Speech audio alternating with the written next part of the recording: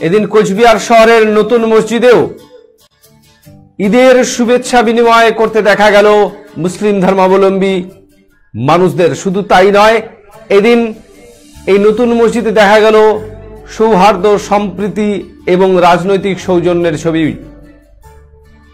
এদিন এই মসজিদে পৌঁছে যান কোচবিহার লোকসভা কেন্দ্রের কংগ্রেস প্রার্থী পিয়া রায়চৌধুরীও। তিনিও এদিন শুভেচ্ছা বিনিময় করেন সকলের সাথে। আব্দুল জলিল আহমেদ, কোচবিহার জেলা পরিষদের সহসভাপতি, তার সাথেও শুভেচ্ছা বিনিময় করতে দেখা যায় কংগ্রেস প্রার্থীকে।